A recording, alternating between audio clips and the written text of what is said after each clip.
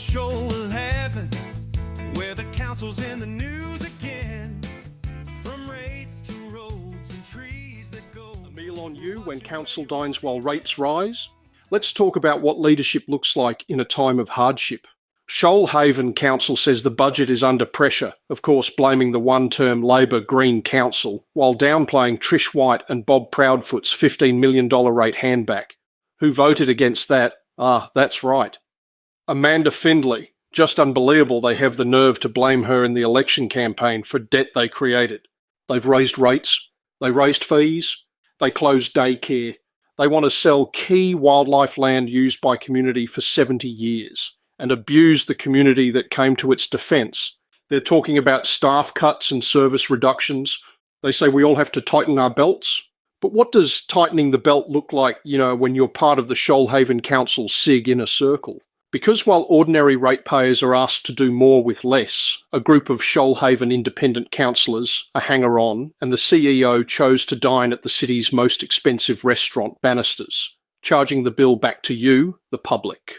So who is this inner circle? Well, it is Patricia White, Peter Wilkins, Selina Clancy, the acting CEO at that time before he resigned, Mr. James Ruprai, formerly Davis, and maybe partners. Well, $1,100 for maybe 5 people. The Australia Day ambassador was also there. That meal is almost one resident's full rates for the year. Was it your rates that paid? How are those potholes? Maybe we can fill them with seafood.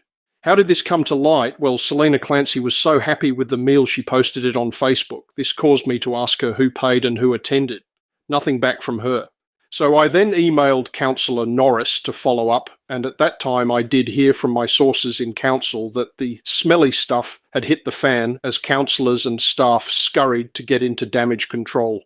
This wasn't a working lunch at the local cafe or a sausage sizzle, you know what the council put on for ratepayers. It was a lavish dinner, fine wine, cocktails, seafood and premium main meals. One guest's meal alone was $54.90, paired with a $12 glass of wine. Others enjoyed oysters, shared plates, and multiple drinks, a full restaurant experience funded by council. Councillor Clancy, the killer of council daycare, she must have been relaxed after her 2 margaritas, with some oysters, sashimi, washed down with some Dalwood Chardonnay, and of course finished with an old-fashioned salted caramel dessert. If I remember correctly, Selina claimed in the chamber she's worth more money to be on council. I think she is worth being off council for all our benefits. It is good to see the acting CEO had some Peronis at $11 each. What were you drinking on Australia Day? VB. But here's where it gets really interesting. When the community found out, when I raised this with Councillor Norris, there wasn't an apology. There wasn't a public statement. What followed instead was a flurry of defensive emails behind the scenes. Councillors scrambled to justify the dinner. Some rushed to repay the cost of their meals, quietly, only after being questioned.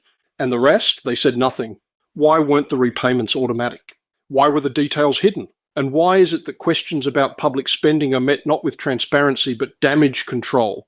In fact, when I asked questions I got no response. The only way I got anything was to put in a formal information request under the GIPA Act, and of course that takes time. This isn't just about a meal. It's about the culture of entitlement, where the rules don't apply to those at the top, where accountability only comes when someone pushes. Shoalhaven residents are doing it tough. SIG is planning to continue to cut staff. They throw staff under the bus in a blame game in the chamber. SIG lies to the community, and in the past, nobody was watching. Well, I am watching on your behalf. They deserve leadership that walks the talk. Clearly, trust is an issue with the inner circle of SIG and the acting CEO.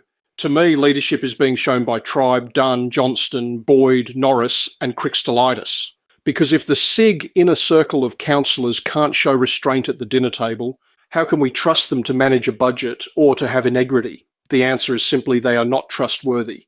This isn't over. We'll keep asking questions until accountability is on the menu. Follow us on Facebook, Substack, YouTube, Reddit, and Instagram, because SIG wants to keep you in the dark and then tell you nonsense blaming others at election time. Stop being fooled. On the count.